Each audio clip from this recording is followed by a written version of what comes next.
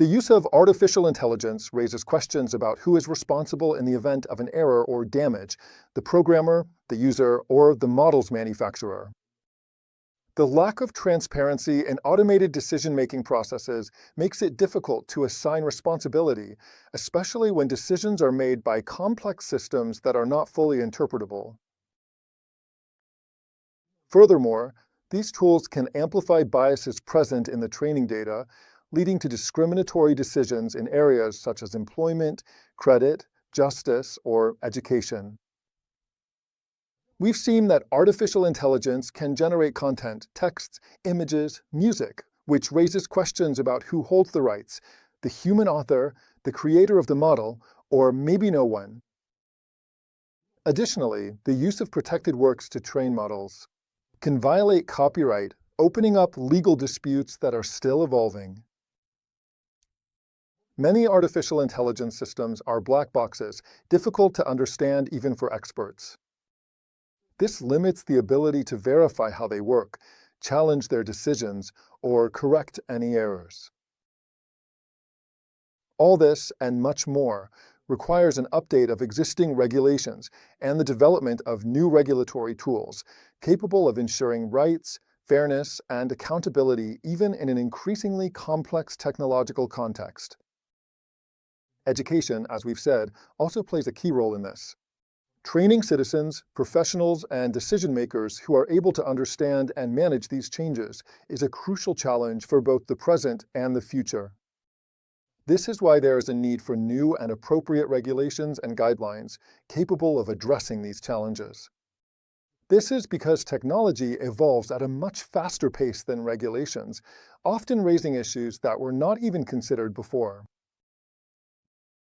In these situations, where technology operates in areas that are still unregulated, the ethical debate becomes fundamental. Ethics, in fact, can serve as a forerunner, as a guide in the absence of clear or complete rules.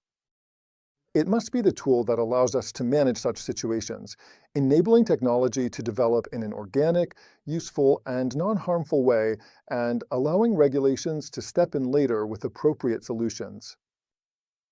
This is precisely why there is increasing talk about AI governance, understood as the set of principles, processes, and tools that guide the development and use of artificial intelligence towards shared and sustainable goals. Good governance doesn't just impose rules, but promotes transparency, inclusivity, and responsibility involving all stakeholders, institutions, companies, the scientific community, educators, and citizens. In this sense, ethics is not a constraint, but a resource for building trust and legitimacy around emerging technologies. Ethics and governance, therefore, are not optional elements, but structural components of a healthy technological ecosystem. In a context where automated decisions can have real impacts on rights, opportunities, and individual freedoms, it is essential to have tools that allow us to assess not only what is technically possible, but also what is right, fair, and desirable. Education in the ethics of artificial intelligence thus becomes a priority for training citizens and professionals who are able to navigate an increasingly complex and interconnected world. It is also clear that approaches can no longer be only local or national. In fact, they would be insufficient for several reasons. First of all, those who develop the technology are no longer easily locatable actors, geographically speaking, but operate on a global level. Moreover, these companies often have technical and financial resources that surpass those of many countries. Finally, we do not want an approach that limits technological development, but one that accompanies it in a responsible and shared way.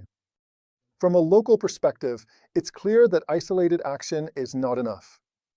If a country adopts restrictions or regulations that are too strict, those developing the technology could simply move elsewhere. This would result in harm for those who, in that context, would no longer be able to benefit from innovation.